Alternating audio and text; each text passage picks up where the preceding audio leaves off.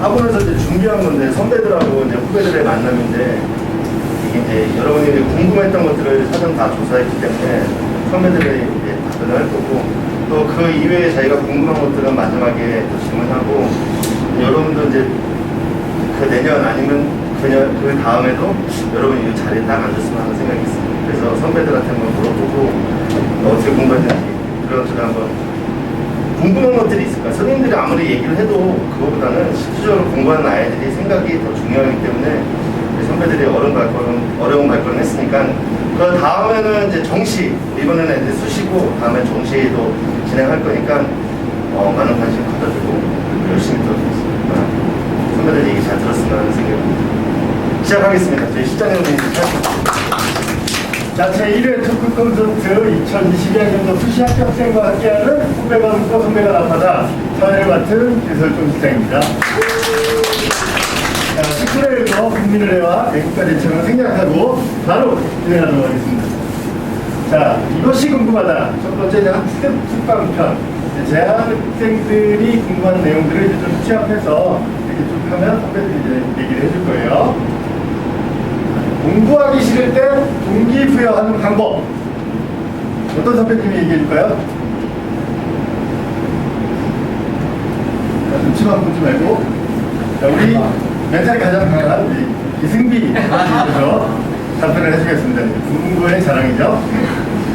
저는 공부하기 싫을 때 공부 너무 하기 싫으면 많이 하면은 집중이 안 되더라고요.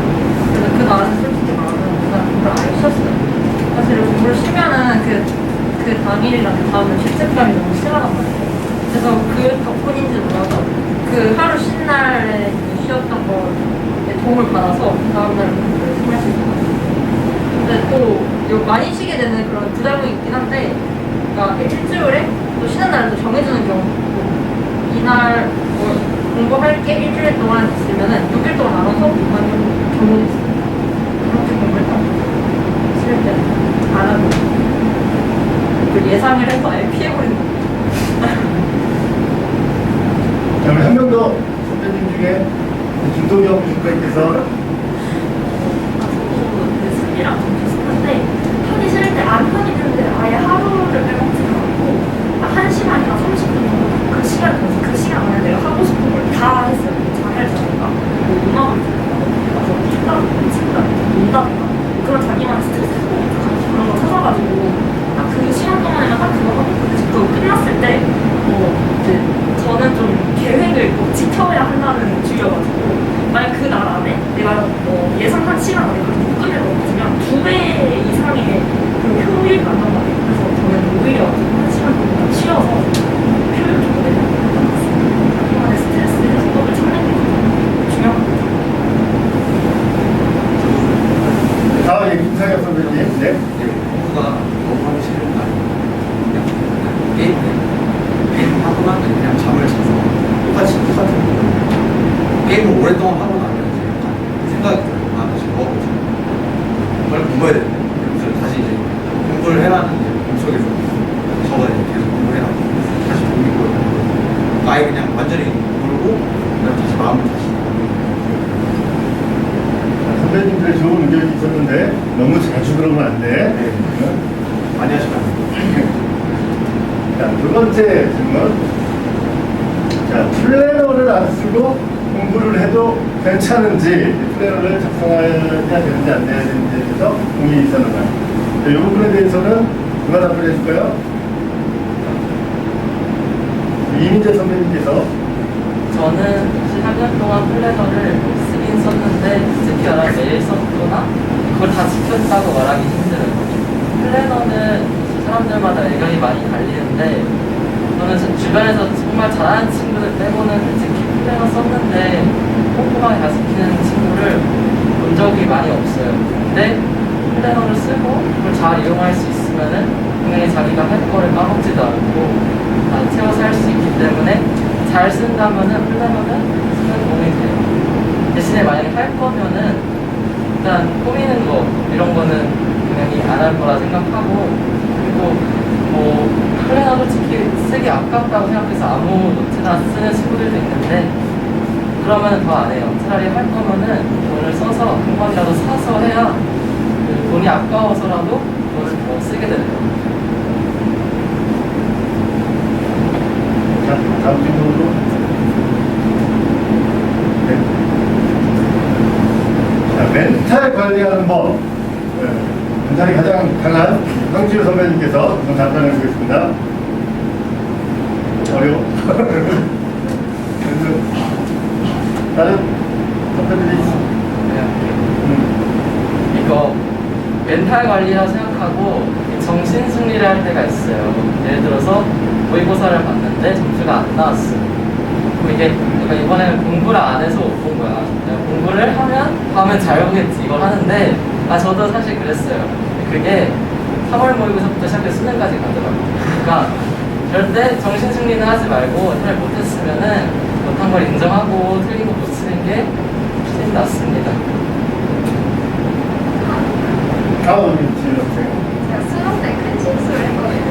1교시 때. 그러면 이제 사람이 수능이니까 그렇게 눈물이 나요. 그럼 그 2, 3, 4교시를 좀 잘 봐야죠. 나머지가 있으니까. 그럼 이때 멘탈관리 어떻게 하냐면 저한테 욕을 해요. 이게 네가 지금 정신이 나갔냐? 약간 이렇게 좀 심한 욕을 좀 하면은 정신이 좀 돌아와요. 약간 평소처럼 그때 돌아가지고 약간 울면서도 시험을 보게 되는 그냥. 그래서 수능 때 만약에 실수를 했다? 그러면은 화장실 가서 자기가 계속 욕을 다음 질문 하겠습니다. 공부량은 어느 정도였는지. 일단은 다시 한 번씩 다 얘기해볼까요? 오른쪽부터 김대경 학생. 약간 저는 기숙사 쪽에서 사실 학교에서도 5시간이 많이 받는 편이었어요. 하루에 학교에서 이제 정기 커리큘럼 참고를 할 수 있는 5시간.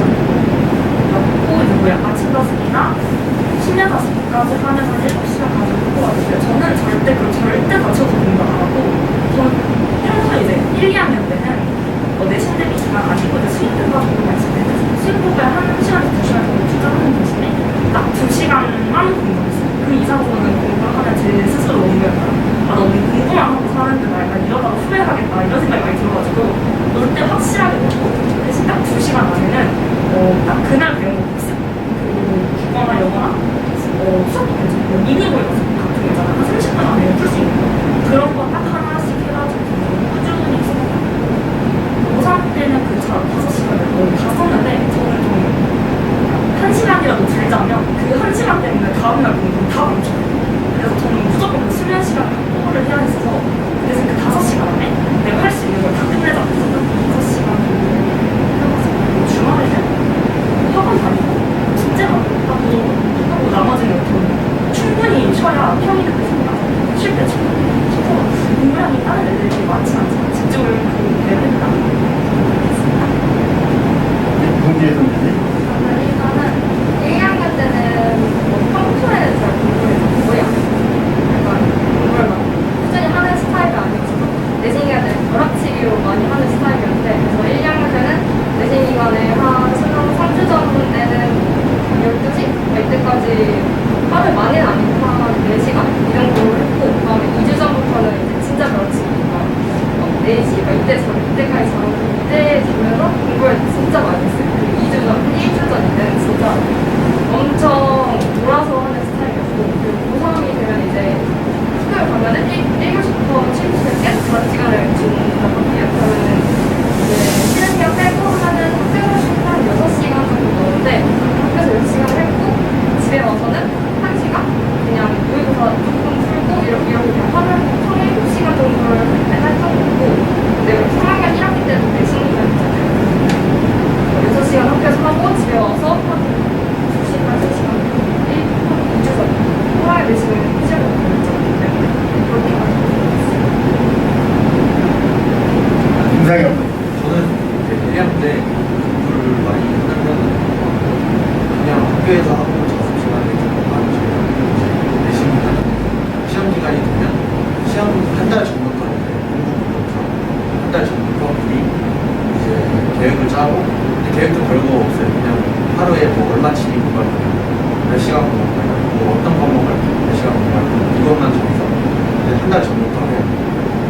일주일 전부터는 이제 완전 점점 이제 늘려가는 거예요.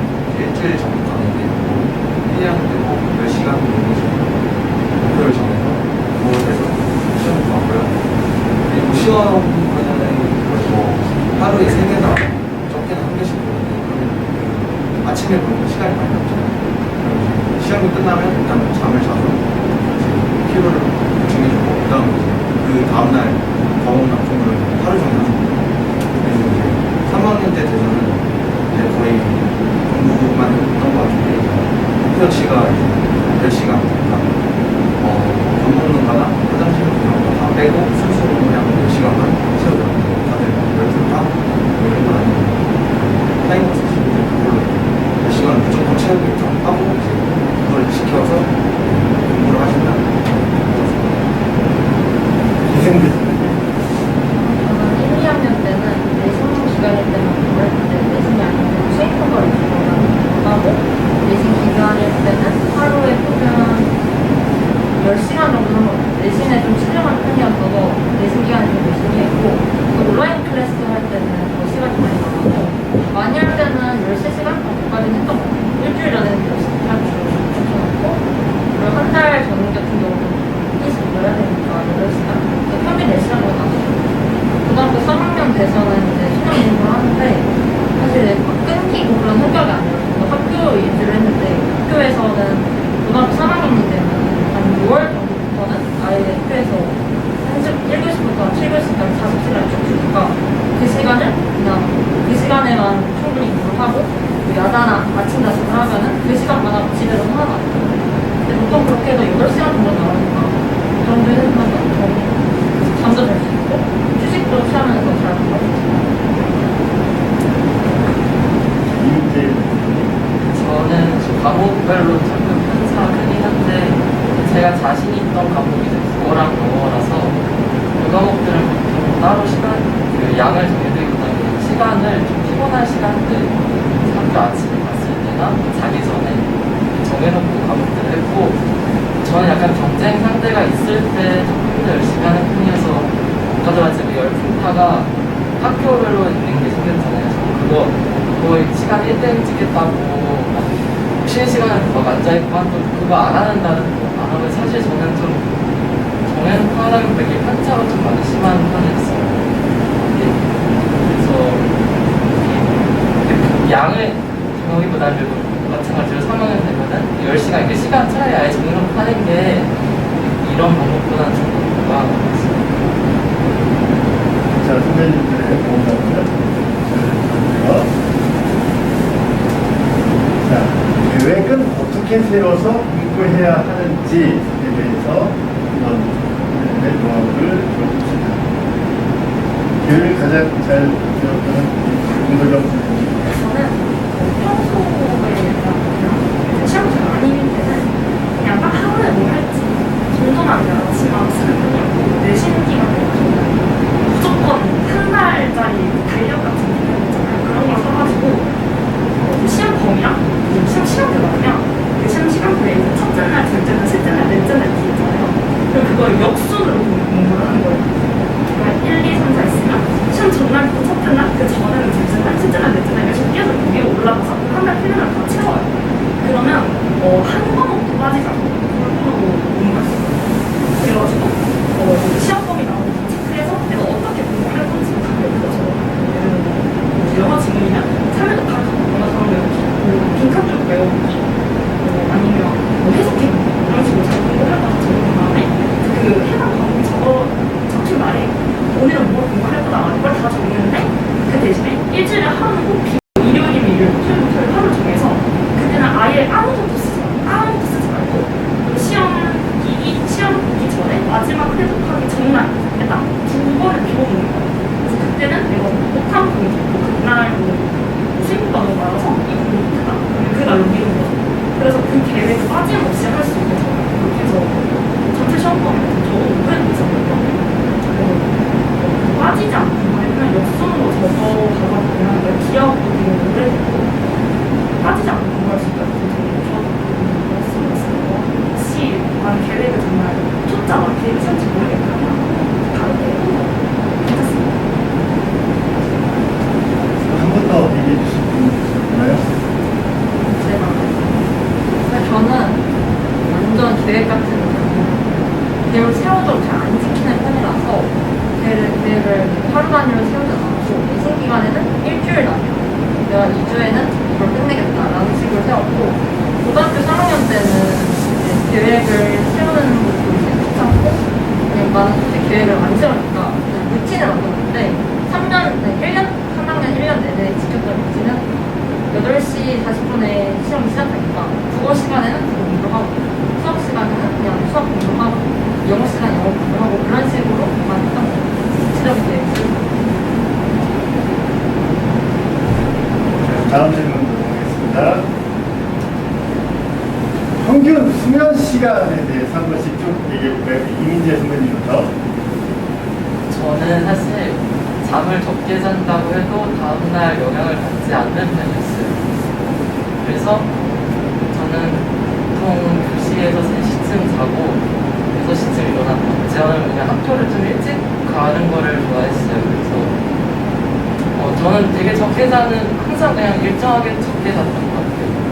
근데 저는 영향을 안 받았기 때문에 사실 사람에 따라서 적게 자면 영향을 크게 받는 친구 그냥 수업도 아예 공부를 못하는 친구도 있으니까 이거는 사람에 따라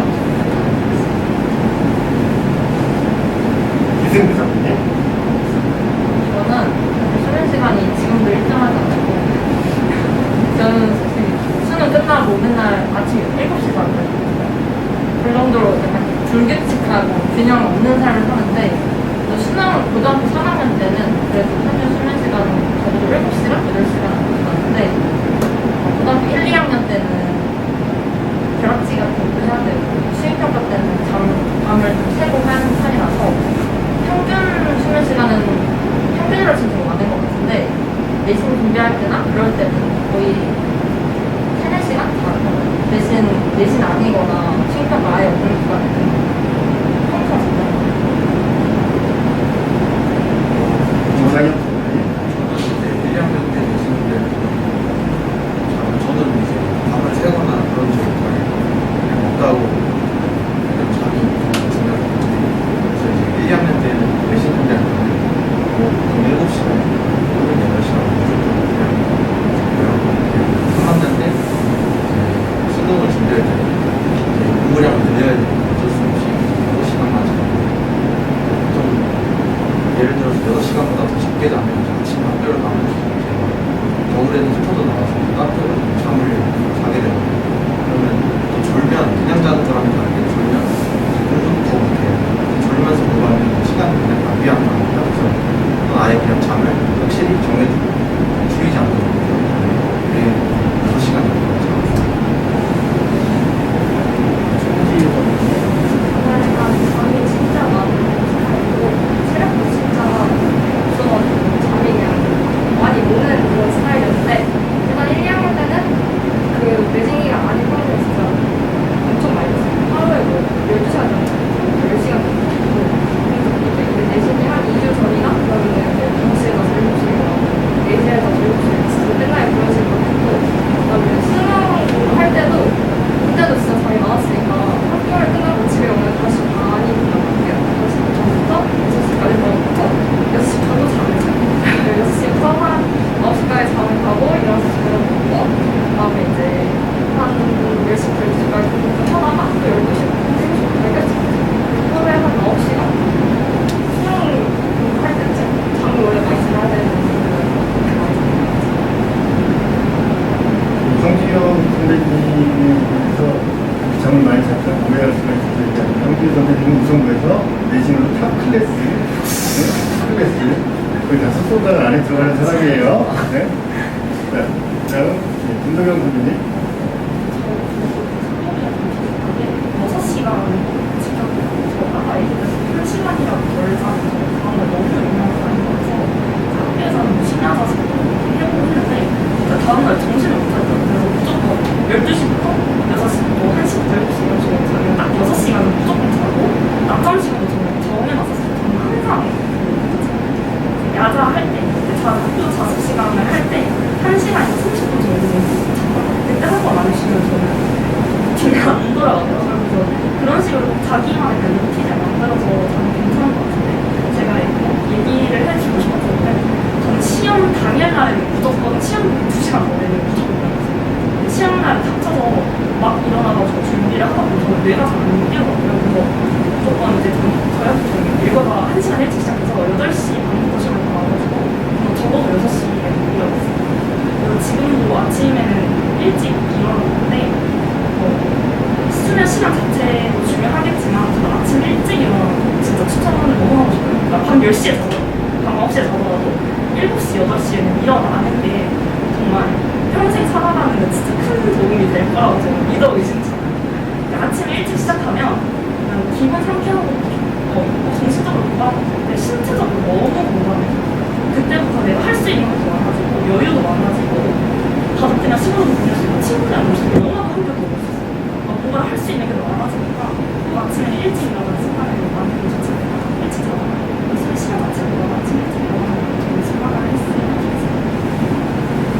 다음 문제입니다.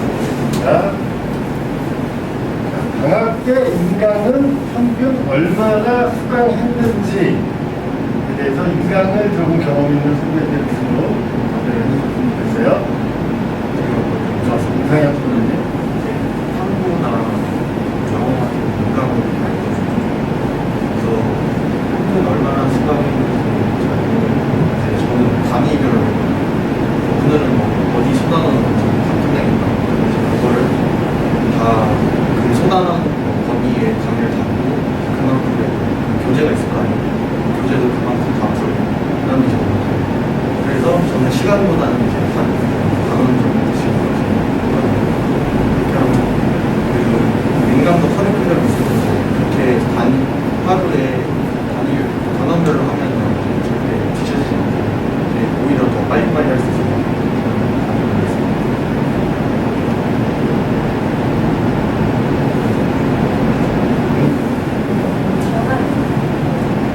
제가 특이한 성향이니까 저는 거의 대부분의 영상을 무료에서 보거든요. 톡톡하거든요. 그래서 저는 유튜브 영상 같은 거 1.5배속 영상을 보면 다 알고 그냥 계속은 음악 많이 보는 잘 못해요.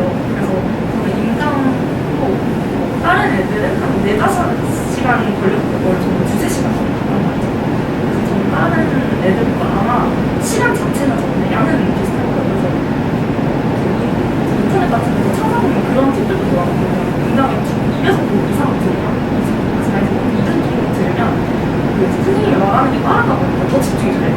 그래서 좀 더 저는 효율을 좀 더 올릴 수 있을 것 같고, 시간도 줄이다 보니까 다른 것도 할 시간이 늘어나서 5시간 한번 더 많이 해봤거든요. 인강 자체를 얼마나 수강했느냐에 따라서 집중을 좀 할 수 있게 2배속, 1.8배속 정도가 딱 좋아요. 꼭 말하는 것도 좀 들리다 보자. 그래서 저도 좀 계속해서 들으면 시간을 좀 줄일 수 있지 않을까. 다음 질문. 우리 기승비 선배님께서. 저는 인강을 많이 봤거든요. 국어랑 영어 부족한 점들이랑 같은데 국어는 학원을 안 가는 게 많고 영어는 학원 다녔는데도 좀 있어요. 고등학교 3학년 되면은 자리에 앉아있으면 모든 애들이 아이패드를 가지고 모든 애들이 하루 종일 인강을 보거든요. 저는 인강을 많이 안 보기도 했는데 인강을 보고 그렇게 무리하게 인강을 보는 애들이 사실 그만큼 보면은 성적이 안 나오는 경우가 많았어요. 저는 맨 처음에 되게 불안했거든요. 나는 지금 자습하느라 바쁘고 인강을 들어야 되나? 혹시 얘들이 현우제를 다 보고 있어요. 나는 현우제를 봐야 되나? 내가 안 봐서 성적이 안 나오면 어떡하지? 라는 되게 불안감이 많았는데 막상 시험을 봐보면 인강이 그렇게 중요하다는 생각이 안 들었거든요. 그래서 그런 걸 보면은 애들이 너무 많이 보고 있다고 불안해할 필요는 없는 것 같고 근데 부족한 과목은 또 인강이 도움이 되는 경우가 있으니까 기호에 맞게 또 이렇게 규칙적으로 너무 인강에만 많은 시간을 쏟는 건 좀 안 좋은 것 같아요. 자, 그럼 다음 질문 하겠습니다. 학원 수업, 인강, 자습 시간의 비율은 어떻게 했는지. 그래서 선배들한테 좀 어려운 질문. 누가 답변을 해줄까요? 제가 그 인강이랑 수업, 학원 수업인데 저는 인강이랑 수업을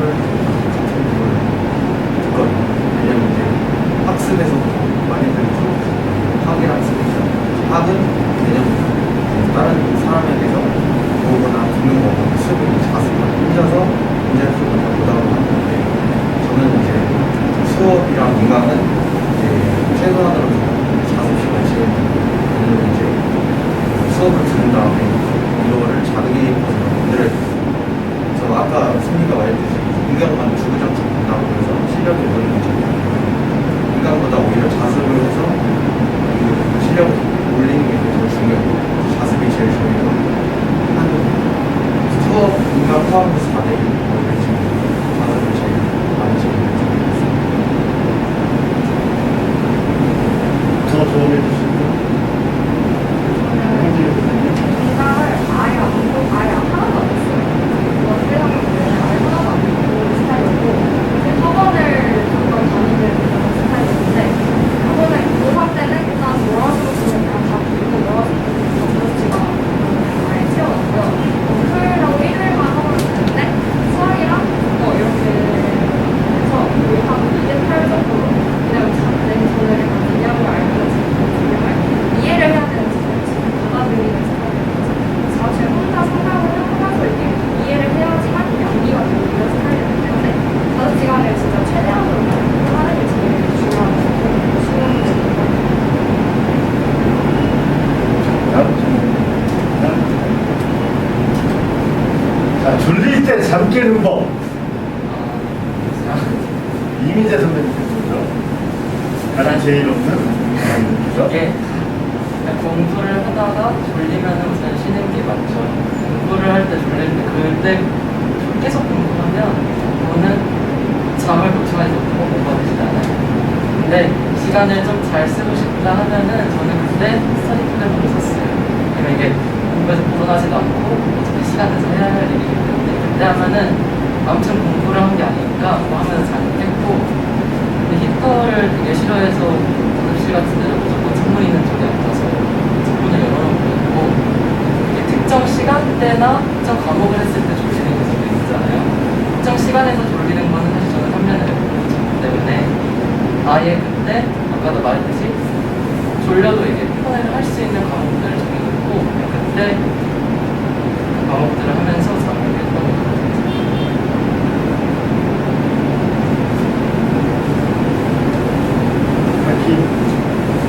제가 또 잠이 많기 때문에 또 아침에 많이 거의 공부 많이 해서 그럴 때는 제일 효과적인 거 일어서 있으면 무조건 잠이 깨가 게 없어요. 엄청 피곤하지 않아요. 첫 번째는 일어서 있는 거고 두 번째는 조름껌. 조름껌을 먹으면 이제 화학 느낌이 느껴서 좀 잠이 깰 수 있는데 또 사라지면 다시 잠이 들어요. 그래서 이제 물을 마시면 더 차가워져서 확 깨요. 그리고 세 번째 방법은 내 펴기를 하는 거예요. 갑자기 그냥 졸리다. 바로 그냥 펴기하면 잠이 확 깨거든요. 그럼 이제 바로 그때 금방 자죠. 아니면 없나고 있잖아요. 하루에 높이 이거 하시면 될 것 같습니다. 생생한 질문 주셨고요. 우리 지우 선생님. 일단 1층으로 학교에 가서 교수도 있잖아요. 1층으로 나와서 아무도 없는 데를 찾아요. 난 마스크 하고 그러면은 산소 들어오면서 그때 내가 피가 막 도는 느낌. 마스크를 계속 쓰고 있으면 진짜 답답하니까 그것 때문에 졸리면도 있지만 그게 나이도 모르게 코로나 시대에 아주 적절한 질문이었어요. 다음 질문. 시험 전날 컨디션 관리는 어떻게 하셨나요? 라고 했습니다. 각자 선배님들이 다 그것이 답변을 해주시면 좋고요. 이민재 선배님께서 시험이 일단 내신인 경우에는 내신은 어차피 아침에 끝나잖아요. 그러니까 그냥 밤을 새도 돼요. 저는 밤을 안 새는데 아무튼 2시간 정도 자고 그 시험 전날 특히 완벽하게 안 된 것 같으면 그걸 봐야죠. 그렇게 하고 내신은 그렇게 해도 되고 수능 같은 경우에는 일주일 동안 많이 자라 이렇게 하는데 한 이틀 전부터만 그냥 적당히 관리해 주시면 되는데 저는 그걸 너무 많이 자면 또 다음날 늘어져서 그래서 한 12시 반쯤에 자서 6시 반쯤에 일어나는 걸로 한 3일 정도 했던 것 같아요. 수능날 생각보다 되게 일찍 일어나야 돼서 그거를 연습을 며칠 전에는 하시는 게 좋아요. 근데 그것도 너무 오래 하면 이게 공부하는데 영향이 갈 수도 있기 때문에 그냥 굳이 너무 일찍 잘 필요도 없고 적당히 피곤하지 않은 정도로만 자면 체크하면 관리할 수 있어요. 자, 김승기 선생님.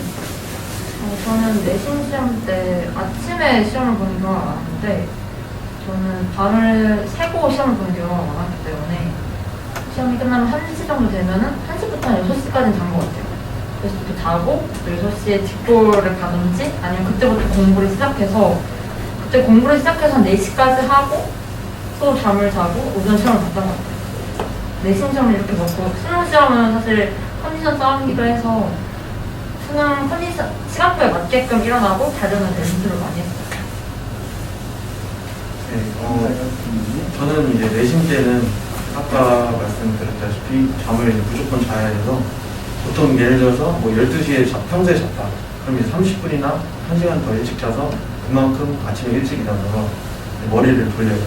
그래서 아침에 일어나면 뭐 필기해둔 거나 이렇게 가볍게 훑어보고 가면 이제 시험이 잘 되는 것 같고요. 이제 수능 때는 제가 약간 완벽주의자 성향이 있어서 약간 미친놈 소리 들어봤거든요. 그래서 한 수능 한 달인가 2주 전부터 이제 그 시험 시간에 맞춰서 활동을 하는데 이제 예를 들어서 그 밥을 먹잖아요. 이제 수능 때 가서 도시락을 먹는데 저는 이제 그것까지 약간 강박증이나 이런 거 있어서 원래 죽을 가져가서 먹으려고 했거든요. 그래서 저는 이제 시험 2주 전부터 똑같은 시간에서 똑같은 죽만 계속 먹었어요. 그러니까 점심만큼은. 아침, 점심, 저녁은 모르겠는데 일단은 점심만큼은 똑같은 거 먹자. 왜냐면 이제 화장실 같은 것도 이제 시간도 조절해야 하기 때문에 저는 그 정도로 공부가 있었거든요. 그래서 이제 똑같은 양, 똑같은 밥 정도 먹었고요. 그리고 수능 전날에 그냥 수능 전날에 똑같이 잤어요. 항상 하는 것처럼. 네. 잠 정도는 이제 평소에 똑같이 했던 거죠. 네. 홍기효 선생님. 저는 일단 내신은 맨날 밤을 샜고요. 왜냐면 벼락치기를 진짜 완전 벼락치기 하는 스타일이었어가지고 그냥 내신 기간에는 진짜 시험을 보고 집에 돌아와서 낮에 자고 그때부터는 자고 일어나면은 그냥 계속 밤새서 그냥 머리가 계속 돌아가 있는 상태로 밤새서 가서 시험을 보고 이런 식으로 했었고 그다음에 이제 수능은 원래도 잠이 좀 많은 스타일이었어가지고 일찍 일어나는 걸 못했어요. 아침에 일찍 일어나는 걸 진짜 못해가지고 한 일주일 전? 그때부터는 수능이 시험장이 생각보다 먼 학교가 될 수도 있어서 아침에 아무리 일찍 일어나도 생각보다 시간이 많이 없어요. 그래서 5시에 일어나려고 했었고 10시에 자서 5시에 일어나는 이런 식으로 했고 원래도 낮잠을 잤었는데 이 낮잠을 아예 없애버리고 10시에 자서 5시에 일어나기 이렇게 했고 수능 전날에는 공부를 조금 덜 하는 걸 약간 추천해줘요. 왜냐면은 계속 공부를 많이 하다 보면은 머리가 진짜 약간 제대로 안 돌아가거든요. 너무 많이 하다 보면. 그러면 이제 수능 전날에는 공부를 좀 덜 해서 뭘 좀 시켜줘야 수능날에 머리가 잘 돌아가는 거예요. 네, 그리고 이제 수능날은 진짜 긴장을 조금은 하는 게 도움이 돼요. 긴장을 너무 안 하면 나도 모르는 실수가 갑자기 나와요. 그래서 진짜 긴장을 조금은 하는 게 좀 더 시험을 잘 볼 수 있다. 김도경 선생님.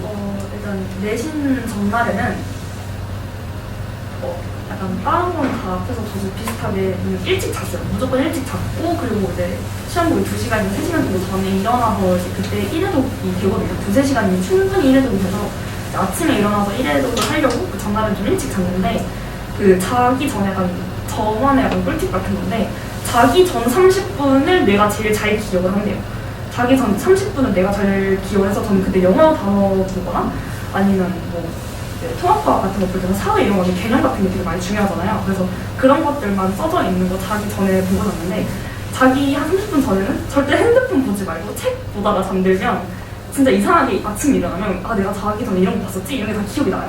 그래서 절대 자기 전에 핸드폰 보지 말고 책 보다가 잠드는 거 저는 그거를 좀 얘기를 해주고 싶습니다. 다른 건 다 비슷해서 네, 저는 이거 얘기해주고 싶습니다.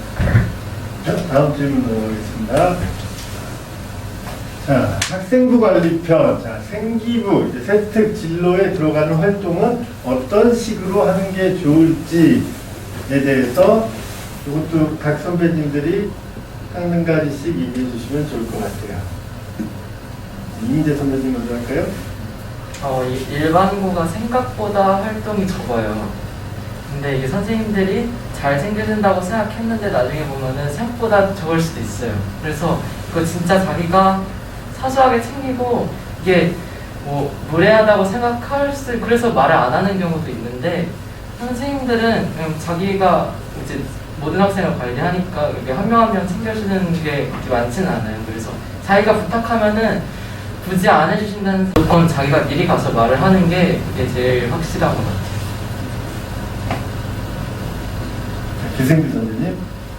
저는 좀 꿈이 1학년 때부터 명확한 편이라서 그 수의학과에 관심이 많아가지고 그걸 꼭 진로를 설정을 했기 때문에 사실 1학년 때는 학교 적응하느라 바빴고 또 잘 몰라가지고 여러 활동이 있는지 1학년 생기부는 거의 그냥 모든 글들이 그냥 성적이 좋고 그냥 학습 태도가 우수함 이 정도 수준이어서 안 되겠다 학종으로 가야겠다 근데 내 지금 성적은 안 되겠다 싶어서 좀 틀을 크게 잡았는데 2학년 때는 그 틀을 잡은 여러 개의 틀 중에서 2학년 때는 얕게 가고 3학년 때는 좀 논문 같은 거를 가서 좀 전문적으로 적으려고 했던 것 같아요.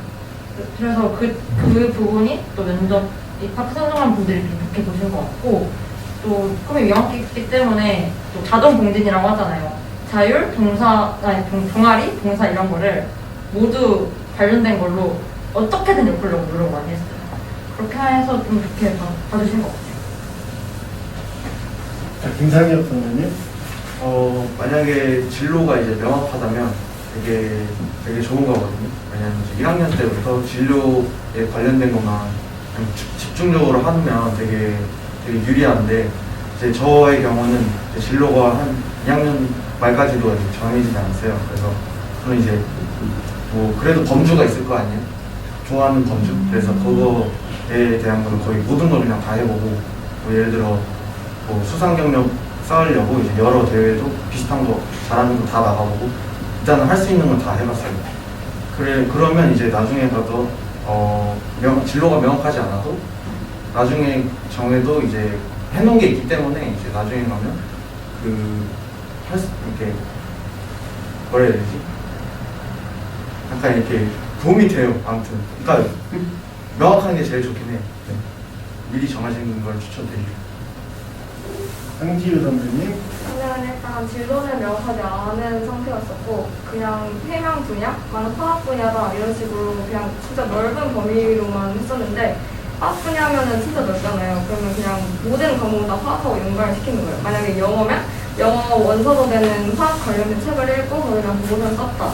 아니면은 생명이랑도 연결시킬 수 있는 게 진짜 많으니까 생명에서 무슨 화학 결합을 찾아냈다. 뭐 이런 보고서를 진짜 과목마다 다 써서 선생님한테 갖다 드렸고 그다음에 이제 선생님들도 이제 그 세탭을 써주시잖아요. 거기서 몇몇 선생님도 먼저 여쭤봤어요. 제가 이렇게 써서 이렇게 드리면 이걸 그대로 적어주실 수 있냐? 그러면 이제 알겠다고 하시는 선생님들이 거의 대부분이세요. 왜냐면은 이렇게 챙기려고 하는 학생은 좀 더 챙겨주는 게 맞으니까. 그래서 그냥 제가 이렇게 직접 글로 써서 선생님께 직접 갖다 드렸고 선생님이 그걸 이제 직접 써주시는 형태로 이제 탭을 많이 채웠었고요. 그다음에 1학년은 일단 있는 대회는 다 나가시는 걸 진짜 추천해드려요. 영어든 그거 희망 분야 상관없이 영어든 국어든 일단 다 나가서 상을 많이 받아놔야 나중에 뭐라도 연관을 시킬 수 있기 때문에 일단 할 수 있는 학교 안에서 할 수 있는 학교 활동을 많이 해주시는 걸 제일 추천드려요. 김도경 선생님? 일단 저는 이 친구들이랑 다르게 전 3년 내내 진로를 못 정했어요. 저는 매해마다 관심 분야가 다 다르거든요. 첫 해는 국어가 교육이었다가 두 번째는 사회였다가 갑자기 또 언론이었다가 또 3학년 때 갑자기 철학이 좀 여러 번 바뀌었었는데 저는 그래도 제가 지금 어쨌든 대학에 합격을 하게 된 가장 큰 이유는 저는 특히 교과 세특 같은 경우에는 그 순간을 정말 열심히 살았다는 걸 좀 입증을 하려고 했던 것 같아요. 별거 아닌 수행평가도 내가 의미 부여만 하면 그게 내 인성에 도움이 됐다든지 내 리더십을 발휘할 수 있었다든지 아니면 내 공부법을 좀 터득을 했다든지 이런 식으로 얼마든지 자기 역량을 좀 보여줄 수가 있거든요. 그래서 저 같은 경우에는 그 영어 수행평가 중에 문제를 변형하는 게 있었어요. 그래서 저는 그걸로 교내 선생님들의 문제 스타일을 연구를 했고 그거를 통해서 이런 공부법을 만들어서 실제로 이런 성과를 냈다. 성적을 이만큼 올렸다. 아니면 또 선생님들에게 이런 칭찬을 받았다. 이런 식으로 그냥 간단하게 적었었는데 그런 부분도 저는 괜찮다고 생각하거든요. 꼭 진로가 정해져 있지 않더라도 그 순간을 열심히 살았다는 걸 좀 더 어필을 해주면 좋을 것 같고, 그리고 저는 또 얘기해주고 싶은 게 일반고가 이제 활동이 없다고 생각하는 경우가 많은데 생각보다 내 진로랑 연결시킬 수 있는 것도 되게 많아요. 그 학교 홈페이지 가보면 연간 활동 계획표 이런 거 있거든요. 뭐 행사표 이런 거 있어요. 그래서 뭐 인권 어쩌고 어쩌고 뭐 설명회 뭐 이런 거 되게 많아요. 근데 거기서 그냥 아무거나 상관없어요. 소스 하나만 잡아서 뭐 저 같은 경우는 AI 강의였는데 거기서 그냥 AI에 뭐 이런 원리가 있다. 저는 그거 그냥 하나 잡아가지고 최근에 이런 시사가 있었는데 여기서 이렇게 적용해 볼 수 있을 것 같다고 생각했다. 그래서 이러한 보고서를 나중에 작성을 해서 이런 식으로 발전을 시키면 좋겠다. 이런 식으로 제가 스스로 뭘 계속 보고서 쓰고 뭐 발표하고 이런 걸 되게 주도적으로 좀 많이 했었거든요. 근데 그런 거 가지고 갔을 때 진짜 웬만하면 안 써주시는 선생님 없으세요. 근데 그만큼 또 열심히 해서 가져가야 되긴 하는데 그러니까 자기가 좀 잘할 수 있는 뭐 발표라든지 보고서라든지 요즘 카드뉴스 같은 형태도 많이 하거든요. 그래서 그런 거 꼭 결과물을 만들어서 어떻게 해서든지 자기가 소스 하나만 잡아서 그냥 뭐 리더십도 괜찮고 뭐 진로 개발을 해도 괜찮아. 그냥 좀 이런 분야에 대해 찾아봤다. 이런 것도 괜찮으니까 연간 행사표 같은 거 하나 보면서 이런 거 하면 괜찮겠다 싶은 거 한번 확인해 보는 것도 생기부를 좀 더 깜깜하게 채울 수 있습니다. 다음 질문 드리겠습니다. 자, 진로나 가고 싶은 학과가 아직 명확하지 않은데 어떻게 해야 찾을 수 있을지, 학교에서 하는 활동은 그래도 희망 분야 관련돼서 하거나 그때그때 관심 가는 분야로 하는 것 중 뭐가 나을지에 대해서 아까 이전 질문하고 살짝 겹치는 부분들이 있는데 이 진로가 명확하지 않았던 우리 선배님들 중에 답변을 좀 더 구체적으로 해주시면 좋을 것 같아요.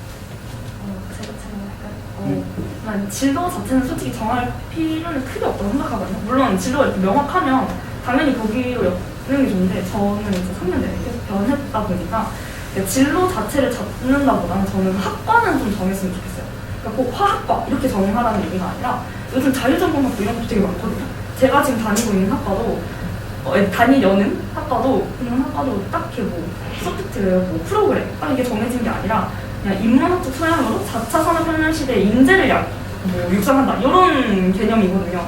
그래서 그냥 학과의 그런 소양 같은 게 있어요. 학과에서 보는 소양 같은 거 그런 거에 맞춰서 좀 쓰면 괜찮지 않을까라는 생각이 들어서 그냥 막연하게 난 진로가 없으니까 나는 뭐 학과도 못 정이라고 생각하지 말고 모든 대학 사이트에 들어가서 모든 학과를 다 찾아보세요. 그러면 어디 하나에나 내가 마음에 드는 과가 있어요. 분명 있어요. 분명 뭐 자유전공학과도 괜찮고 아까 제가 얘기했던 것도 괜찮고 요즘 또 계열제라고 해서 넓게 뽑는 데들도 되게 많거든요. 그래서 그런 거 꼭 찾아보면서 거기 학과에서 요구하는 거를 자기가 좀 맞춰서 생기부를 쓰다 보면 어느새 진로도 좀 잡힐 거고 그 학과에 좀 더 적합한 인재가 되지 않을까 싶어요. 그래서 그때그때 관심 갖는 것 자체보다는 어느 방향성 정도는 잡고 가는 게 좋지 않을까. 그래서 좀 많이 찾아보시는 걸 저는 추천드립니다. 이제 저도 진로를 확실히 인정했을 때는 이제 아까 말한 것처럼 이제 여러 가지 학과를 직접 찾아본 다음에 이제 자기가 마음에 드는 걸 몇 개씩 꼭 뽑은 다음에 이제 이 학과들의 공통점을 한번 찾아보면 공통점을 찾아서 그걸 위주로 이제 그 학생들을 작성하면 되거든요. 예를 들어서 저는 뭐 기계공학과나 건축학과를 좋아하고 있었는데 이제 그 둘의 공통점은 이제 물리학이 필수잖아요. 그래서 그럼 이제 물리학을 공부를 많이 했고 이제 그거에 대한 수상을 따려고 노력을 해서 따기도 했고요. 그리고 이제 세특 같은 것도 이제 무조건 뭐 선생님 뭐 해줄 테니까 세특 써줄 테니까 뭐 해라. 그럼 이제 예를 들어서 아까 관심 분야 같은 데 무조건 하시는 게 이제 후회가 안 옵니다. 그러시면 될 것 같아요. 그럼 다음 질문으로 넘어가겠습니다. 자, 수시로 대학 진학을 희망한다면 꼭 알아야 할 것에 대해서 각자의 경험담을 한번 얘기해 주시면 좋을 것 같습니다. 이민재 선배님부터. 수시 전형이 진짜 엄청 많잖아요. 근데 뭐 학종을 이제 생기부를 다 준비해서 학종을 하는 경우는 있지만 저희 학년부터 학교장 추천이랑 교과 전형이 많이 늘었죠. 그래서 저는 학종으로 상향을 쓰는 것도 학생부가 이제 되게 명확하게 점수가 이렇게 많이 나오는 게 아니라 그거는 상향을 하는데 저는 적정 이하로 교과도 한두 개 쓰는 것도 저는 나쁘지 않다고 봐요. 왜냐면은 정말 그건 자기 성적대로 나오니까. 그래서 교과를 전 더 쓸 걸 약간 후회하는 것도 지금은 있어. 그래서 교과를 조금 많이 알아봤으면 좋겠어. 기승비 선배님. 저는 되게 수시에 대해 미련 되게 가득하고 되게 열심히 살았던 편인데 수시만 준비하다가 망한 애들도 많이 봤거든요. 수시를 대학을 진학한다 희망한다고 해서 정시를 절대 놓으면 안 되는 게 맞는 것 같긴 해요. 왜냐하면은 정시를 못 봐놓으면 수시를 높아도 자기가 원하는 대로 못 쓰는 경우가 생길 수가 있어요. 6장이 많은 카드라 해도 원하는 데 몇 개 쓰다 보면은 많다고 느끼지도 않거든요. 그렇게 되다 보니까 수시로 만약 연고대를 희망한다면 아무리 공부가 안 되더라도 서성한 정도까지는 맞춰보는 게 그렇게 해봐야지 수시를 원하는 6장 다 쓸 수 있거든요. 그리고 또 최대로 못 맞추는 경우도 있으니까 수시를 대학 진학 희망한다 해도 정시에는 놓지 말아야 되는 걸 꼭 알아두니까. 김상혁 선배님. 수시로 이제 대학 진학을 생각하고 싶다면 아까 말했던 것처럼 이제 사소한 거 되게 꼼꼼하게 잘 챙기셔야 되고요. 수상도 이제 모든 걸 다 하려고 하셔야 돼요. 그리고 이제 아까 승기가 말했듯이 이제 수능도 생각을 해야 되는 거예요. 왜냐면 이제 최저를 맞춰야 되기 때문에 수능도 이제 적절히 같이 병행해서 공부를 하시는 게 도움이 될 거고, 그리고 이제 논술, 저는 논술로 붙었거든요. 이제 논술이 생각 외로 되게 좋은 것 같아요. 왜냐면 일단은 논술은 이제 재수생이랑 하는 게 아니라 이제 현역 친구들이랑 하는 거고, 그리고 이제 생각 외로 운이 잘 따르긴 해야 되긴 하는데, 운이 잘 따르면 자기가 이제 잘하는 문제 같은 게 잘 나올 수 있기 때문에 논술도 한번 고려해 주시면 추천드립니다. 황지혜 선배님. 일단 수시면은 학생부 종합을 할 거면 일단 할 수 있는 학교 활동은 아까 말했듯이 진짜 다 하는 게 진짜 나중에 자소서를 쓸 때 정말 도움이 돼요.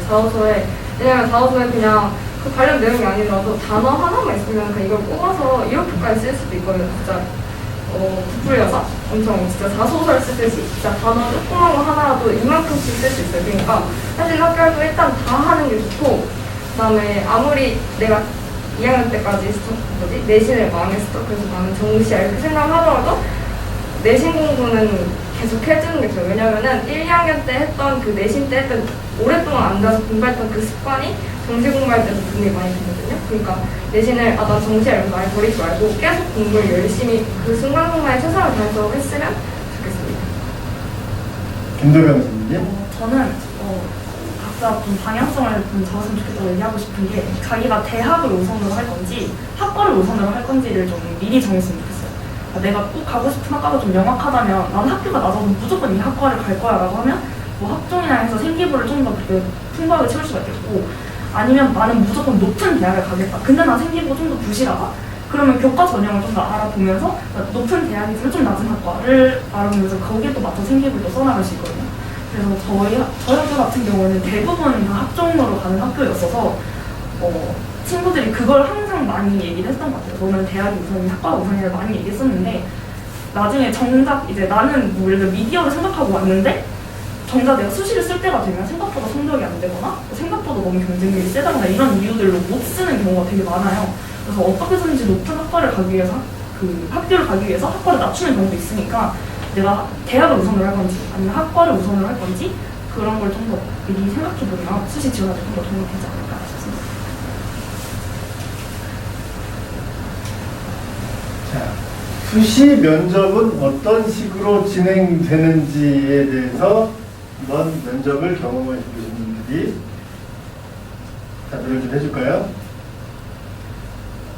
우선 저는 고대 면접을 봤어요. 거의 재지문 기반 면접이라서 학원을 안 다녀도 되는데, 확실히 저는 학원에 다닌 거를 추천하는 게 추리나 이제 변형된 문제를 엄청 많이 풀고, 그러면 이제 사실 지문 자체는 난이도가 어렵지 않은데 처음 봤을 때는 도대체 여기서 뭘 전혀 다른 주제의 글 같은데 이제 공통점을 찾아야 되는 게 보통 재시문 문제로 나왔거든요. 처음에는 진짜 모르겠었는데 그런 식으로 몇 번 이제 연습을 해보니까 대충 어느 정도는 틀이 잡혀요. 그러면서 이제 한 일주일 정도, 아마 면접을 보게 되는 일주일 정도 준비를 하는데 수능을 보고 나서 그동안 그냥 계속 그냥 생각하면서 이러면 어떻게 말해야겠다, 이러면 어떻게 말해야겠다, 이거를 그냥 머릿속으로 계속 생각을 하면은 거기서 그냥 조금만 연습하면 금방 이게 면접 말하는 것처럼 말할 수가 있어요.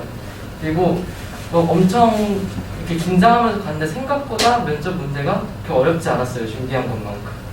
그래서 그냥 자기 분야 맞춰서 조금 이렇게 다양하게 몰린 연습만 하면은 진짜 일주일 면접은 크게 부담을 안 가져도 될 것 같아요. 한 번 더. 저는 MMI 면접이라는 보통 의대 대부분 의대는 전국적으로 MMI 면접을 하고 수의대는 서울대만 준비하는 데가 서울대 수의를 준비했기 때문에 MMI 면접을 봤는데 면접이 보통 생기부 면접이나 재신문 면접 보는데 저는 생기부 1개, 재신문 2개, 그래프 해석하는 거 1개, 그리고 생명과학 기본에 대한 질문 이렇게 5개의 방에서 10분 정도씩 면접을 봤던 것 같아요. 자, 그럼 다음 질문으로 넘어가겠습니다. 자, 수시 면접 시 질문 내용에 대해서 면접을 경험해 보신 분들이 짧게 한 가지만 얘기해 주실까요? 아까 지문에서 공통점의 차이점을 찾는다고 말했잖아요. 그 요소에서 이에 관련된 뭐 다른 현상을 찾는 게 나왔는데 이것 때문에 아까 제가 다양하게 봐야 된다고 연습을 했던 게 여기서는 시간이 꽉 채워서 말하자면 조금 남을 수도 있고 긴장해서 빨리 남으면 또 시간이 남을 수도 있고 이 시간 남는 게 사실 좋은 건 아니잖아요. 그래서 이런 예시를 들라는 것은 좀 다양하게 예시를 들어서 시간을 좀 꽉 채웠으면 좋겠어요. 저는 면접을 5개를 좀 50분 정도를 봤기 때문에 질문 내용이 되게 많았는데 좀 서울대라고 해서 되게 수준 높은 질문을 할 줄 알았는데 되게 사소한 질문도 많이 하셨거든요. 일단 제 질문 하나의 질문이 하나의 집에서 청국장 냄새가 나는데 주변 집에 피해를 주는데 이런 상황에서 너는 어떤 사람의 편을 들 거냐? 그 이유를 말해봐. 이렇게 말해서 그런 질문을 받았는데 그런 질문을 할 때 거의 10분 동안 꼬리 질문했던 것 같아요. 나는 이런 의미에서 청국장 먹는 것을 금지해야 된다. 이런 식으로 말씀하셨는데 그러면은 당신이 생각하는 뭐 권리는 뭐냐 이런 식으로 좀 깊게 파고드는 경우도 있었고 또 이 수시 면접 때 이번에는 코로나 이런 것 때문에 코로나 관련된 게 되게 많이 나오더라고요. 저는 생명과학 관련된 질문방에서 이 백신을 2차 백신까지 맞는 이유는 뭐냐 이런 식으로 질문이 나왔었던 것 같아요. 맞아요. 그 최근 사회현상이나 과학 기술 같은 걸로 사소하게라도 나와서 저 같은 경우는 노이즈 캔슬링이 먼저 나왔거든요. 이런 식으로 그냥 항상 시간에 주워 듣는 거를 조금 활용하게 될 수도 있으니까 근데 절대 수능 보기 전까지 면접에 대해서는 걱정하지 않았으면 좋겠어요. 그렇게 크게 그렇게 긴장하고 그렇게 기다리고 그럴 거는 아닌 것 같아요. 이제 참고로 그 해당 대학에 마지막에 이제 원서 접수를 하고 나서 그 대학에 면접을 준비해야 된다라고 하면은 그 대학의 기출 면접들이 다 올라와 있어요. 대부분 양반 국선 읽어보면서 그 유형들을 파악하는 것도 나쁘지 않습니다. 다음 질문 넘어가겠습니다. 자, 논술 준비는 어떻게 해야 하는지에 대해서 우리 김상혁 선배님께서 논술에 대해서 얘기해 주겠습니다. 저는 논술 준비를 이렇게 딱히 열심히 한 것 같지는 않아요. 왜냐면 어차피 이제 학원, 도서 학원 다니면서 평소에 하던 그게 있거든요. 저는 이제 이과라서 이제 수학이랑 탐구 이렇게 봤는데 수학은 이제 평소 내신 공부나 정시 준비할 때 그 실력 그대로 가져가서 보시면 돼요. 근데 이제 탐구는 근데 엄청 쉽게 나오거든요. 그냥 개념만 알고 그냥 문제풀이 조금만 할 수 있으면 풀 수 있는 정도. 그래서 탐구는 그냥 준비를 아예 안 하셔도 돼요. 그냥 평소에 했던 거 그대로 가져가셔도 되고 근데 이제 해야 될 게 있는데 이제 그 원하는 논술 보는 대학교 그 팜플렛이나 홈페이지에 보면 이제 그 논술 기출 문제들이 있거든요. 근데 이제 기출 문제를 푼다고 해서 그게 나오는 게 절대 아니고요. 이제 왜 기출을 푸는 거냐? 그 이제 학교마다 시간 제한이나 형식 그리고 문제의 유형들이 다 달라요. 그래서 가는 학교마다 기출을 봐서 여기는 몇 문제가 나오고 수학이 몇 문제 나오고 뭐 박탐 문제는 몇 개 나오고 제한 시간 몇 분인지 이런 거는 이제 전날에 한 번씩 그냥 한 번씩만 푸시고 가시면 되고요. 그리고 논술이 약간 그 운이 따라줘야 되긴 해요. 제가 이제 논술을 한양대 가서 논술도 봤는데 저는 이제 그 수학 선택 과목이 미적분인데 저는 이제 거기 총 6문제에서 3문제가 기하 문제가 나왔고 한 문제는 확통이 나왔고 나머지 이제 2문제는 미적이었고요. 제 친구는 기하였는데 미적분이 4개나 나오고 이런 식으로 약간 운이 따르기는 해요. 그래서 근데 그렇다고 해서 그 예를 들어서 기하 같은 거는 되게 어렵게 나오진 않거든요. 그래서 자기 선택 과목이 아닌 것도 한 번씩은 그냥 개념만 풀고 가셔도 될 것 같습니다. 네, 그 정도로 준비하시면 네, 어렵진 않을 거예요. 논술 학원을 다닌다면 언제부터 다녀야 되는지 이런 것들에 대한 조언이 있을 수 있을까요? 논술 학원은 뭐 저는 안 다녔지만 이제 제가 생각하기에는 그냥 수능 끝나고 다녀도 충분히 될 것 같고요. 아니면 뭐 논술을 올인을 한다. 뭐 저는 그렇게 추천드리진 않지만 올인을 할 것이면 이제 한 6개월 정도는 전부터는 다녀야 될 것 같습니다. 자, 탐구는 이제 안 해도 된다고 했는데 그거는 이제 오해의 소지가 있을 것 같아서 탐구를 해야 되는데 일단은 상혁 선배는 과탐 성적이 상당히 잘 나오는 사람이었다. 그렇기 때문에 기본적인 배경 지식과 그런 게 있기 때문에 그 문제들이 쉬웠던 거지 그게 안 나오는 상태에서는 절대로 쉽지 않습니다. 자, 다음 질문 넘어가겠습니다. 자, 수능 전 사설 모의고사는 얼마나 풀었나요? 각자 한 번씩 대답해 줄까요? 도경 선배부터.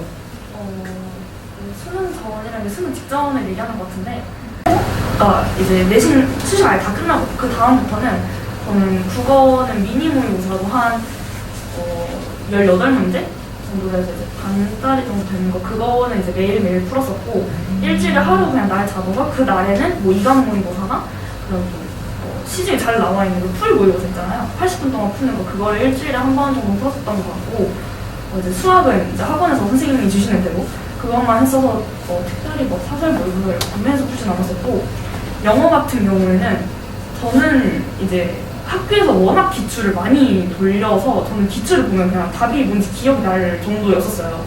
그래서 저는 이제 사설 모의고사 한 2, 3일에 한 번 정도 영어를 그렇게 풀었었는데 제발 영어는 사설 모의고사 풀지 마세요.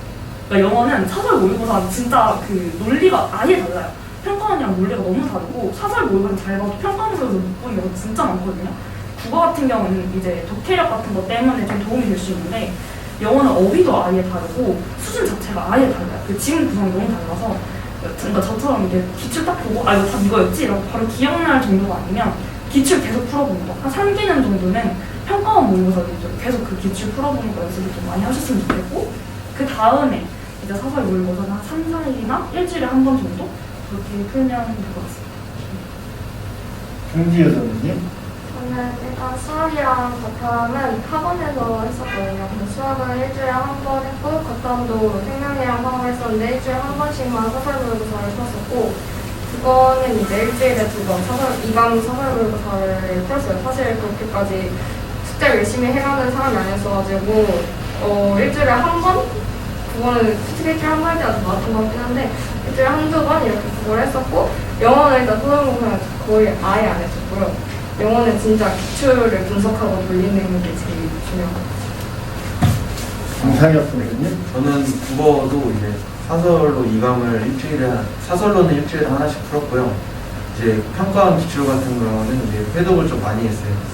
한 뭐 3회 정도 해가지고 이제 답도 기억날 정도 해서 했고 이제 수학도 사설 모의고사는 일주일에 하나 아니면 2개 정도 했고요. 그리고 영어는 그 기출 사설은 따로 안 풀었고요. 사설은 할 필요 없다고 저는 생각하고 이제 기출 문제집 같은 거 뭐 서점 가시면 기출 같은 거 딱 모아놓은 게 있어서 그걸 시간제로 한 일주일에 한 번, 뭐 2주일에 한 번씩만 했고 이제 사설 모의고사는 이제 제가 탐구는 좀 많이 했거든요. 그래서 그 사설 그 모의고사는 그냥 나오는 거 커리큘럼 있을 텐데 저는 그냥 나오는 거 다 풀었거든요. 그래서 이게 좀 되게 어렵게 나오긴 하는데 이제 다 시간 안에 못 풀어도 그건 그냥 일단 푸는 게 의미가 있거든요. 그래서 일단 풀고 일단 풀고 이제 오답하는 게 정말 도움이 됐고요. 이제 얼마나 많이 풀었냐면 거의 뭐 하루에 하나씩 풀었던 것 같아요. 탐구 과목 2개니까 뭐 하루에 2번씩 봤던 것 같습니다. 기승비 선배님? 저는 국어는 하나도 안 풀었고요. 수학, 영어, 과학은 학원 올 때마다 일주일에 1개 정도 풀었는데 수능 한두 달 전에 애들이 엄청 많이 풀더라고요. 하루에 진짜 한두 개씩. 거의 매일 시간표에 맞춰서 4시간 사설 푸는 게 맞는데 저는 솔직히 좀 불안하긴 했거든요. 저는 안 풀어서 나는 지역적인 문제 못 풀면 어떡하나 고민을 했는데 제가 주변에 보니까 기출로 공부해서 부모의 50점을 지구과를 받는 애가 많거든요. 근데 사설을 2달 푸니까 기출을 가면 완전 잃어버려서 수능을 33표를 맞더라고요. 그걸 보고 사설은 좀 많이 푸는 건 너무 아닌 것 같고 일주일에 한 번 정도가 딱 적당한 것 같아요. 이민재 선배님? 저는 사설 모의고사를 저도 일주일에 하나씩 풀었던 것 같은데 저는 그 연계교재 뒤쪽에 있는 모의고사들 다시 봤으면 좋겠어요. 왜냐면 특히 수능 완성에 있는 그 모의고사들은 생각보다 어려워요. 그래서 틀리는 것들 수능 전에 한 이틀 전쯤에 그냥 탐구 과목들 특히 몇 문제 안 되니까 그거 조금 봤으면 좋겠어요. 거기서 생각보다 내가 몰랐던 개념이 나오더라고요. 공부를 다 했다고 생각했는데도. 그런 것들 꼭 체크하고 넘어갔으면 좋겠어요. 자, 다음 질문 넘어갈게요. 자, 한국사는 얼마나 해야 되는지 그것도 이제 짧게 각자 한 번씩 얘기해 주시면 좋을 것 같아요. 우리 이민재 선배님부터. 일단 저는 한국사 공부를 많이 하진 않았는데 어느 정도 나왔어요. 항상 한 40에서 39 이렇게 왔다 갔다 했는데 크게 그냥 정말 뭐 평상시 20점대 왔던 애들도 그냥 한 며칠 공부하니까 수능에서 1등급, 2등급 이렇게 나오더라고요. 그러니까 크게 부담 갖지 말고 그냥 주변 친구들한테도 자주 말하는데 항상 비슷한 문제로 나오고 한번 틀리니까 그 딱 수능 한 달 전, 2주 전쯤에 조금 이제 부족하다 싶으면은 이제 10월 모의고사 이런 거 보고 나서 이게 시간 일부 쓰지 말고 잠깐 짧은 시간 동안 그 근처 그냥 한 3개 정도 모의고사에서 답지랑 틀린 거 이것만 답지를 조금 보면은 금방 점수가 들어요. 기승비 선배님? 저는 10월까지 5등급이었는데 24등 정도? 23, 4, 5등 정도 나왔는데 수능 일주일 전에 그 인간 강사들이 5시간 정도 그게 한국도 압축 개념 하고 있었거든요. 그거 한번 보니까 1등급 되게 쉽게 나오더라고요. 그래서 딱 그 정도만 하면 될 것 같아요. 김상엽 선배님? 저는 이제 1학년 때 내신 한국사를 꽤 많이 했는데 이제 3학년 때 와서는 그냥 기억도 안 날 정도였어요. 그래서 뭐 이제 모의고사 9월 목표까지도 이제 친구들이랑 이제 찍기 내기, 한국사 찍기 내기 할 정도였는데 이제 한 달 정도 되니까 이제 약간 불안하잖아요. 그래서 이제 그 한 달 전쯤이면 이제 또 한국사 압축 강의가 들어와요. 근데 이제 그 한국사 기준이 별로 안 높으니까 그래서 저는 뭘 했냐면요. 이제 자기 전에 유튜브 보는 걸 좀 많이 해가지고 그거 대신 한국사 강의를 보고 자자. 그래서 뭐 30분씩 보고 자고 그래도 불안해서 그냥 그 핸드폰에 그 한국사 퀴즈 같은 거 있거든요. 그거 그냥 아침마다 한 5분씩 하니까 한국사 제일 2개 틀려가지고 그 정도만 하면 될 것 같아요. 별로 부담은 안 가셔도 돼요. 강지혜 선배님? 저는 일단 부모 전까지는 계속 2등급, 3등급 이렇게 나왔었거든요. 수시는 이제 5등급이었나? 그거 이 안으로만 맞으면 이제 최저를 맞추게 돼서 괜찮겠다라고 놓고 있었는데 9월에 갑자기 6등급이 나오고요. 그래서 진짜 망했다. 이런데 10월에 또 봤는데 10월에 또 5등급이 나와가지고 이대로 있으면 진짜 이거 성공사 때문에 대학을 못 가겠다 이 생각이 들었는데 제가 원래는 계속 미루는 스타일이라 진짜 시험 전날까지 계속 안 했어요. 그냥 이렇게 하면 안 되는데 전날 그냥 그 1학년 때 했던 그 교재가 있었거든요. 그걸 이제 한번 읽었는데 이제 수능에서는 1등을 받을 수 있었어요. 그러니까 이거는 그냥 수능 직전까지 안 하는 건 좀 위험하긴 한데 수능 한 달 전부터 하는 걸 제일 추천해요. 아주 안 좋은 자리였죠? 1등급을 맞았고. 자, 우리 김덕영 선배님? 일단 저는 이제 이 친구들은 다 1학년 때 한국사를 배운 걸로 알고 있는데 저는 학교에서 2학년 때 한국사를 했거든요. 좀 비교적 늦게 해서 좀 기억이 많이 남아있어서 저는 고등학교 3년 내내 1등급을 놓친 적이 없습니다. 그래서 저는 이제 특별히 뭐 공부를 하진 않았었는데 이제 여름방학 지나고 나서부터는 한국사를 좀 해야겠다고 생각이 들어가지고 일주일에 딱 30분 정도만 투자를 했었어요. 딱 하루 잡아서 한 30분 정도. 그래서 그냥 기출 뭐 3월 뭐 아무거나 상관없이 그냥 기출 중에 아무거나 뽑으면 다 선지 구성이 되게 다 비슷비슷하거든요. 다 거기서 거기여서 한 기출 1개는 풀어봐도 아마 어느 정도 한국사에 대한 감이 들어올 거예요. 그래서 일주일에 그냥 하나 정도만 뽑아서 그거 풀고 그 선지가 어느 시대에 있는지 정도 파악하는 정도만 그 정도로만 좀 몇 개를 기출을 풀다 보면 나중에 시험에서 되게 좋은 점수 받을 수 있지 않을까 생각합니다. 다음 질문. 자, 내신 시험 대비나 시험 볼 때 가장 중요시해야 될 것에 대해서 한 가지씩 한번 얘기해 주실까요? 간단하게. 저는 영어 시험 얘기를 할게요. 우선 학교마다 좀 다르고 특히 저희 학교 같은 경우는 1학년 때 지문 변형이 심한데 2학년부터 지문 변형을 확 줄여버려요. 지문 변형이 안 된다는 거는 공부했던 게 그대로 나온다는 거니까 시간을 그렇게 많이 쓸 필요가 없죠. 그러면은 보통 수능 특강으로 하죠. 문제집이나 아무튼 이건 답지가 있으니까 저 답지를 되게 중요하게 생각하는데 그냥 답지랑 지금 같이 펴놓고 일단 한번 풀었다는 가정하에 되게 짧게 한글로 요약 한 번만 하고 아래 단어를 그냥 모르는 단어 이렇게 몇 개만 적어놓고 그거를 뽑아놔요. 그거를 이제 시험 내신 준비 초반에 빨리 해놔야 돼요. 그래서 그걸 뽑아가지고 시간 날 때 그냥 계속 읽기만 하면 돼요. 왜냐면 이게 반복되면은 굳이 안 외워도 외워지려고 하거든요. 지문 변형이 적은 내신일수록 이게 효과가 좋아요. 그래서 이걸로 시간을 확 줄여놓고 다른 과목에 투자하는 걸 추천합니다. 자, 기생규 선배님. 저는 과학에 관해서 말해볼게요. 과학은 일단 선생님이 주는 학교 프린트 그거를 좀 한 과목당 많으면 10장은 되는 것 같은데 그거를 쉴 때마다 계속 봤던 것 같고 근데 그것만 보아서는 절대 높은 점수 나오지 않으니까 기출 같은 거 기출 한 2번 돌렸거든요. 그리고 더 시간이 없어가지고 틀린 거 오다만 계속 했는데 그 정도 하면은 그래도 높은 점수 나왔던 것 같아요. 김상현 선배님. 내신은 이제 제가 가장 중요하다고 생각하는 건 이제 선생님들이 뭐 나눠주는 거를 되게 잘 조심히 봐야 되거든요.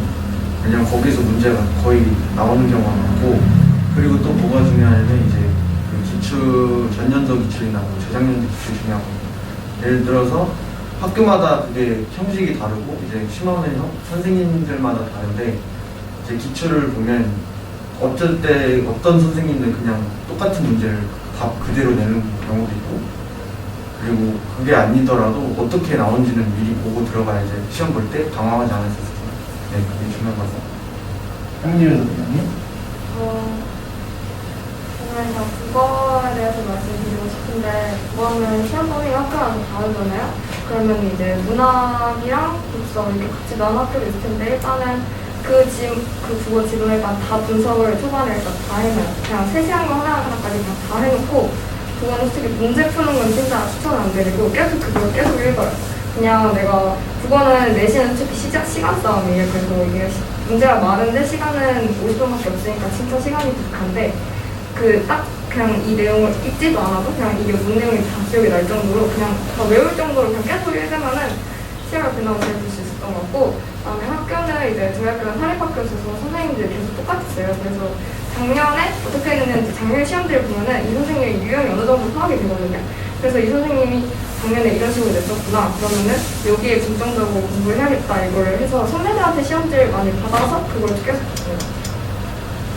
김돌변 선배님. 저는 무엇보다 제일 중요한 게 복습이라고 생각을 하는데 복습이라는 되게 거창한 거를 얘기하는 거라고 느껴질 수도 있지만 저는 진짜 수업 끝나고 한 2분? 그냥 3분 정도만 투자를 했거든요.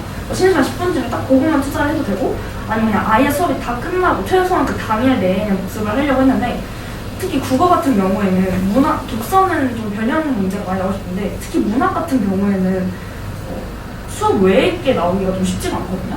해석의 여지가 워낙 많은 거라서 웬만하면 선생님이 수업하신 거 내에서 나온단 말이죠. 그래서 선생님이 필기하신 것만 잘 적었다가 그것만 나중에 선생님이 이런 말씀 그냥 하셨었지 정도로만 복습을 하고 넘어가면 시험 대비를 할 때 시험 진짜 그 공부량을 확 줄일 수가 있어요. 그래서 당일에 꼭 조금이라도 복습을 하는 거 정말 추천을 하고 무엇보다 내신은 암기이다 보니까 많이 보는 거, 여러 번 보는 거를 가장 추천을 드립니다.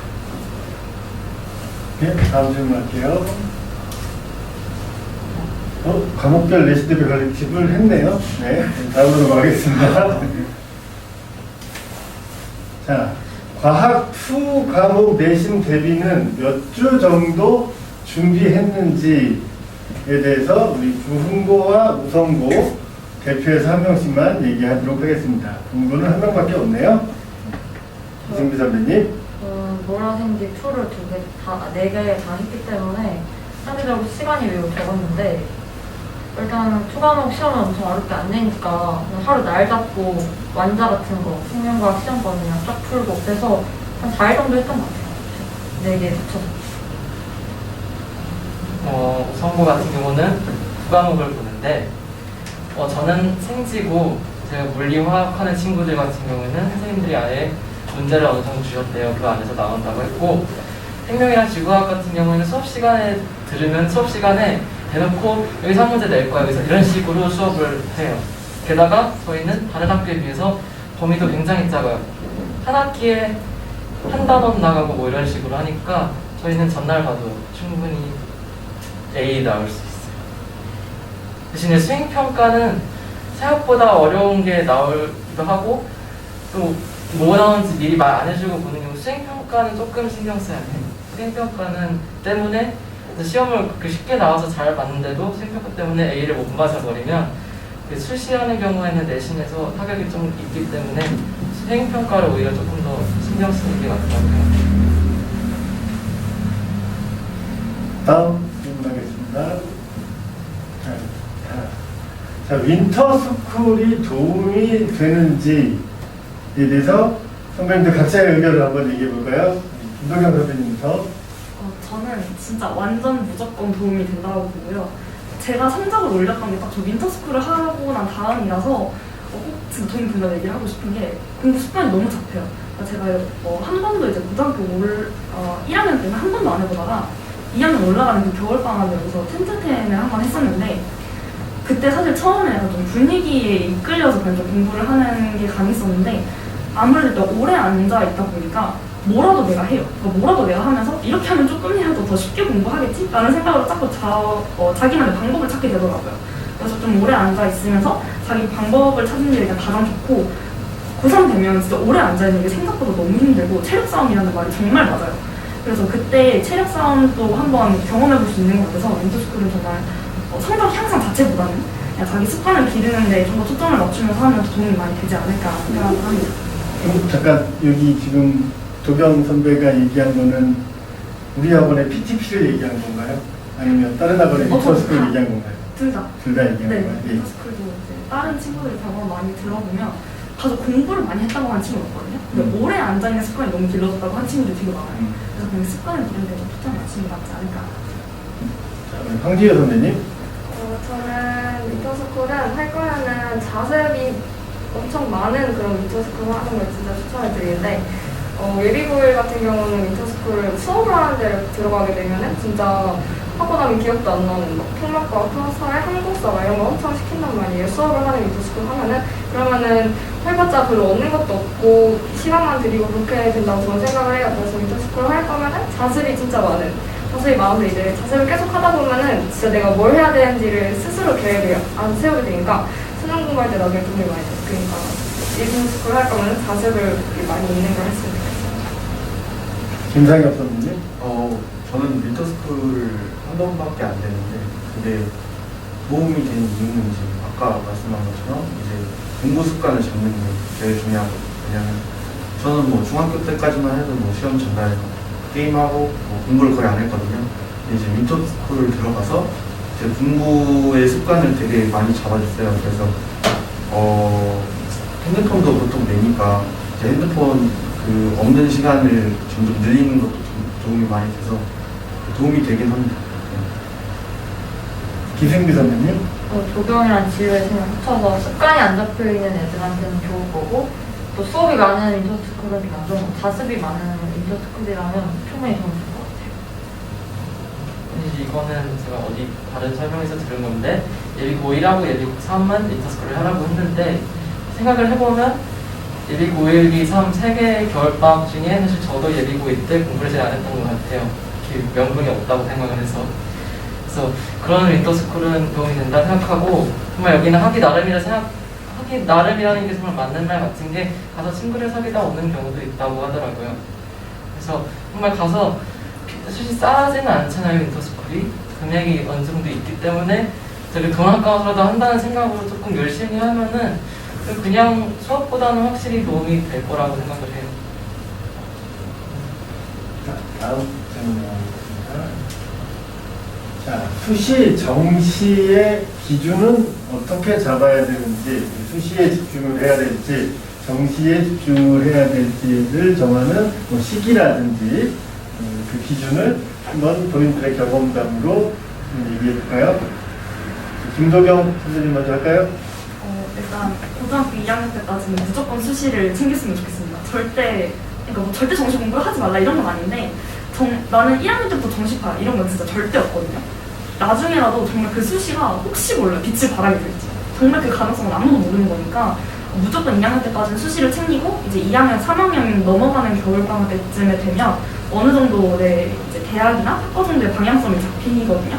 그래서 그때쯤에 난 정시 좀 더 치중을 하는 게 맞는지 수시 좀 더 치중을 하는 게 맞는지 그때 선택하는 게 맞는 것 같고 아무리 그렇다 하더라도 나는 그래도 완전 수시파야. 나는 뭐 성적이 완전 1점대여가지고 나는 절대 정시는 안 할 거야 라고 생각을 하더라도 무조건 정시는 공부를 해야 지금 좀 더 높은 대학을 갈 수 있거든요. 수능 최저 있는 데가 너무 많아서 수능 최저를 맞추기 위해서라도 정시 공부를 같이 해야 되기 때문에 꼭 난 수시파야 정시파야 나누지 말고 대학 고2 때까지 내신 공부를 열심히 하다가 고3으로 넘어갈 겨울방학 때부터 조금씩 같이 정시랑 병행을 하다 보면 괜찮지 않을까. 그래서 꼭 나누지는 않았으면 좋겠습니다. 한기호 선생님? 저도 일단은 수시는 절대로 버리면 안 된다고 생각해요. 왜냐면 고등학교 2학년 때 배우는 모든 그것들이 다 1학년, 2학년 때 배우는 모든 그 내신 과목들이 다 그 동시에 활용이 돼요. 한국사도 그렇고 국어도 수학도 영어도 탐구도 그렇고 일단은 공부를 좀 심화적으로 그 탐구든지 심화적으로 해놓으면 분명히 정시할 때 도움이 되거든요.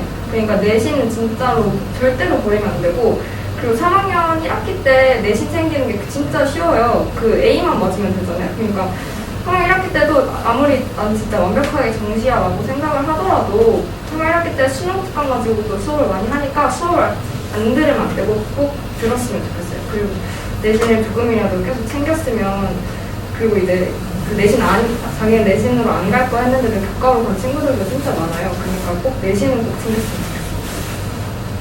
김상현 선생님? 저는 이제 2학년까지는 무조건 수시를 챙기는 걸 권장드리고요. 이제 아까 뭐 다 말씀하시는 건데 이제 무조건 수시는 챙겨야 돼요. 왜냐면 이제 만에 하나를 위해서 수시라는 이제 그 수를 둬야 되기 때문에 수시는 2학년 때까지는 무조건 하셔야 되고 2학년 이후에 3학년이 되면 자기의 그 내신 점대를 어느 정도 알잖아요. 근데 자기가 목표하는 대학이 있는데 이제 거기에 대해서 거의 재생 불가능하지 않는 한 수시는 하시는 게 맞아요. 네. 그리고 이제 3학년 때부터는 내신이 쉽고 이제 정시도 준비하는 게 맞으니까 둘 다 병행해서 하는 걸 추천드립니다. 기생비 선생님? 저도 수시를 챙기는 게 맞다고 생각하는데 저도 처음 때는 실력 별로 성적이 안 좋았거든요. 저는 3.3에서 시작을 했는데 그렇게 시작을 했는데도 솔직히 말하면 서울대랑 되게 높은 학교, 되게 이상 있는 학교에 갔는데 그렇기 때문에 수시는 절대로 버리는 게 아닌 것 같아요. 근데 또 목표는 높은데 수시 점수가 아예 안 나오는 경우, 그런 경우에는 수시를 좀 버리는 경우도 솔직히 아예 안 좋은 경우라고 생각을 안 해요. 대신 그런 경우에는 수시가 매우 낮고 정시가 매우 높은 경우, 저는 그 기준 한 3.5 정도로 보거든요. 3.5 이하부터는 솔직히 원하는 곳에 못 가는 경우가 훨씬 많으니까 그 이유는 안 챙기는 게 맞는 것 같고 3.5나 3.0 정도 전이면은 챙기는 게 훨씬 이득이라고 봐요. 안 써도. 이미재 선생님? 사실 1학년 때부터 정시에 올인하는 게 위험하다고 하는 이유가 보통 정시에 안 나온 친구들이 첫 번째 시험을 망쳤거나 시행평가하는 게 너무 힘들거나 이런 식으로 해서 많이 포기를 하는데 사실 정시를 정말 잘하고 싶으면 정말 3년 내내 자기는 검정고시 한다 생각하고 다른 거에 영향 안 받을 자신 있는 친구들이 3년 내내 그 공부를 계속 해야 하는 건데 문제는 주변에서 정시 나는 정시로 하고 정시 말고 이런 친구들을 봤을 때 자기는 정시를 한다고 생각하는데 수시하는 친구들을 맞춰서 움직여요. 내신 전에 공부 좀 하다가 내신 끝나면 같이 놀고. 이러면은 노는 건 다 놀고 공부하는 것도 수시하는 차이가 없으면 그러면 수시를 준비하면 되잖아. 이런 결론이 나오기 때문에 절대 수시를 버리는 거는 그때 웬만해서는 안 했으면 좋겠습니다.